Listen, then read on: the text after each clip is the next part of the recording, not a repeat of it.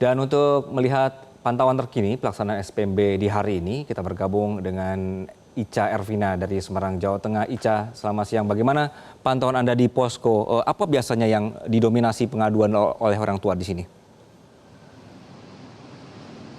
Ya, Anggi dan juga pemirsa, untuk di posko pengaduan sistem atau pendaftaran murid baru SPMB di kantor Dinas Pendidikan dan Kebudayaan Jawa Tengah, di mana untuk di Jawa Tengah sendiri ini sudah ditutup pendaftarannya pada 18 Juni 2025 kemarin pukul 17.00 waktu Indonesia Barat, dan keluhan yang diadukan kepada posko pengaduan ini diantaranya adalah para orang tua murid, di mana pada saat menit-menit terakhir penutupan ini mereka memindahkan nama sekolahnya karena ternyata pada pilihan pertamanya ini tergeser sehingga tidak masuk ke dalam kuota tujuan sekolah pertama, sehingga tiba-tiba memindahkan, dan setelah itu justru malah tidak bisa terdaftar karena sistem yang error, di mana dalam detik-detik atau jelang penutupan dari SPMB tersebut. Selain itu, di mana keluhan yang lain dari yang disampaikan dari orang tua murid adalah jarak atau titik koordinat yang berubah-ubah, di mana pagi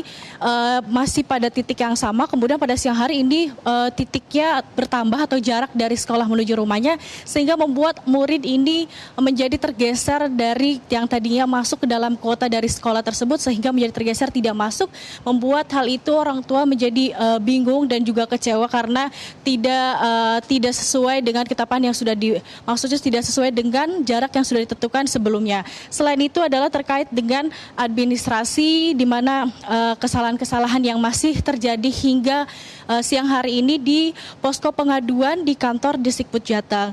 Dan Anggi dan juga pemirsa, ini nanti posko pengaduan masih terus dibuka hingga pada tanggal 21 Juni 2025, karena pada tanggal tersebut adalah pengumuman hasil dari SPMB dari dari sekolah menengah atas. Selain itu, aduan juga terkait dengan para siswa atau murid yang masih belum bisa atau terlambat untuk daftar di akun SPMB. Hingga sampai saat ini dari 329.239.000